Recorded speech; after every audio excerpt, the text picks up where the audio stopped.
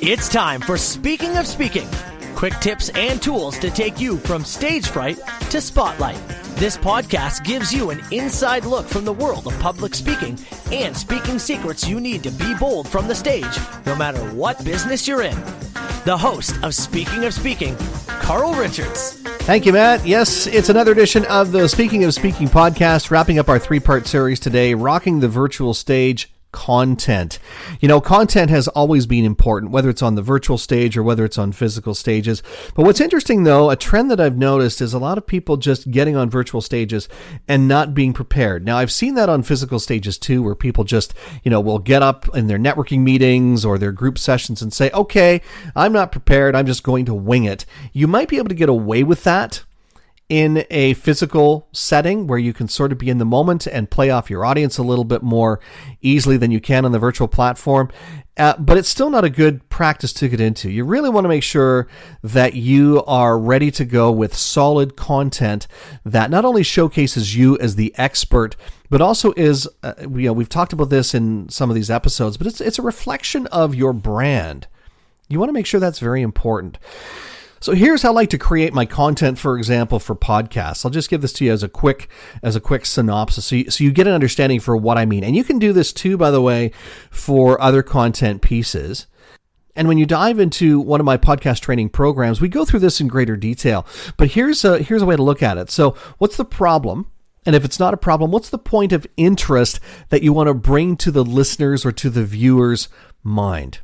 All right, so problem or point of interest. Number two is what's the solution, or what are the details that you want to share that is going to then make the listener decide to move to whatever the next step is.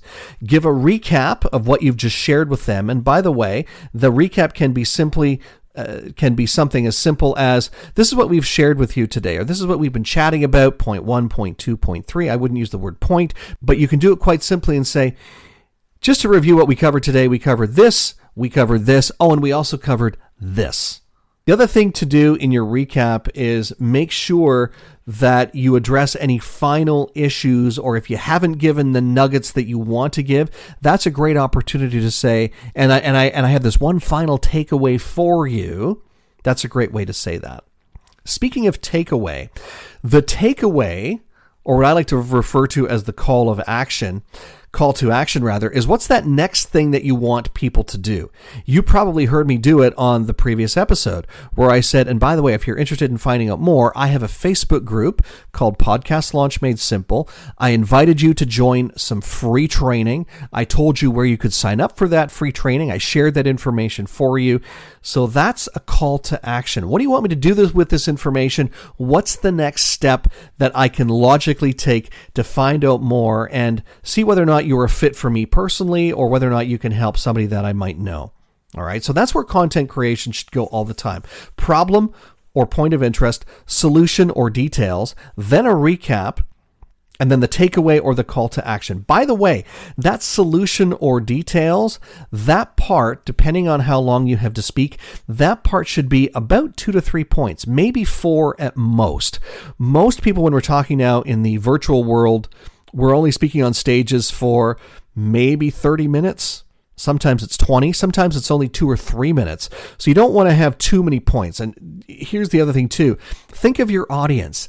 Audiences, especially in the virtual world, we are being inundated with virtual now. Everything from Facebook Lives to YouTube videos to Zoom calls. So we want to make sure that the information we're sharing, those bits and pieces and those nuggets are digestible. And the best way to digest them, the best way to digest anything is in small bite-sized pieces. That's why 2 or 3 pieces of content, or 2 or 3 solution or details in your content rather, is a great way to do that. The other thing that you really want to focus on in your solution or your details is, why is this important to people? Why should people listen to your advice, or why should they continue to follow you?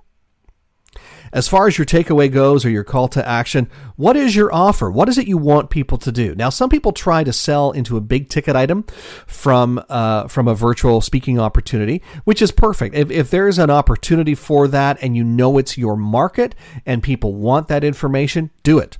Absolutely do it. But if you only have 2 minutes to speak, and you have a cold audience. They've never met you before, but you have 2 minutes to speak about what it is that you do.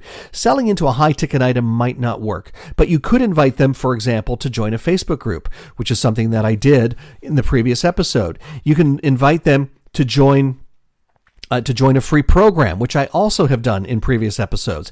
You can direct them to a PDF or a digital download where they can find out more information and dive a little deeper into the subject that you've been sharing. You can invite them into a paid program if the price point is correct. You can also give them registration to an event. Maybe it's a virtual event, and again, there might be a cost for that. Maybe it's only $7. I was invited to join a challenge, a 5-day challenge, and a lot of those are free, but some of them cost $7, $8, $10. Well, that's a great way to generate interest and, again, create one of those touch points. Touch points are very important, and I just wanted to touch on touch points because it used to be, not so many years ago, you could get away with 6 to 12 touch points before people would do business with you, before they would actually develop enough of a know, like, and trust factor. You know how high that number is now? It'll blow you away.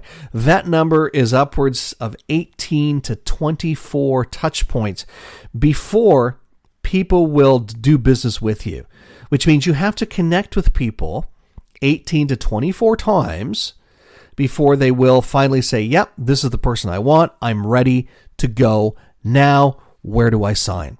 So that's why every little touch point, whether it's a Facebook Live, whether it's a podcast, whether it's an invite to a Zoom call or a Zoomcast, doesn't matter what it is, or even if it's in your own networking groups, people need those 18 to 24 touch points before they've developed enough of a know, like, and trust factor to do something with you. Whether it's buy your book, whether it's sign into your program, even if it's join your free training, they need those touch points. And I want to talk about that because, interestingly enough, I have a Facebook group, and I post in that Facebook group. It's Podcast Launch Made Simple, by the way. I post in that group every single day. Not because I like posting on Facebook, because social media, let's face it, it can be a drag sometimes, right? Because it's something that needs constant attention. But I do it every single day so that it creates a touch point. So that after 18 to 24 days, or maybe even less, depending on the content that I'm sharing in a particular day, so that after a certain amount of time, you now go, okay, yes, I'm ready to take Carl's free training. Or, oh, that's an interesting piece of content, or that's an interesting program link. I'm going to click on that. Now I'm ready. And that's because I've spent time in the Facebook group, and I have almost 500 members now in that group. And we've been spending a lot of time bolstering the numbers in the group, but we've also been spending time sharing content in the group and allowing you to share content in the group. And I've been sharing content in the group as well. So a great synergy, but also it allows me to develop that know, like, and trust factor with you. I can't stress enough when it comes to content, the importance of practicing, the importance of doing what I just said. Map it out. Make sure you have your theme or title that you want to cover in whatever content is you're going to be delivering. Identify that problem or that point of interest. Make sure that people understand what that problem is, or what that pain point is that you're going to be talking about, or that point of interest. What's your solution? Or what are the details that can help people decide what the next step is? Give the recap. Let people know what they've just heard from you and what the next steps are. And those next steps, by the way, that's the takeaway. That's the call to action. That's the buy my book. That's the join my Facebook page. That's the sign into my program. That's the, hey, join me in the next episode, whatever it is. That's what you want in that call to action. So people know what that next stage is. And by the way, here's another invitation for you to step into my Facebook group, Podcast Launch Made Simple. It's also an opportunity for you to check out that free training. I've mentioned that before. Here's another touch point where I'm giving you the invitation to Podcast Launch Made Simple. It's a free workshop week where you'll not only learn about podcasting, you'll learn some of the latest trends, and you'll be able to identify in your mind whether or not podcasting is right for you right now, whether or not it'll help you elevate your credibility and also bring your brand to a higher level as well. I hope this has been helpful today. If you ever have a question, don't hesitate to send me an email anytime. It's askcarl@carlspeaks.com. speakingofspeaking.ca. Until next time, it's Carl Richards. Get out there and own the platform.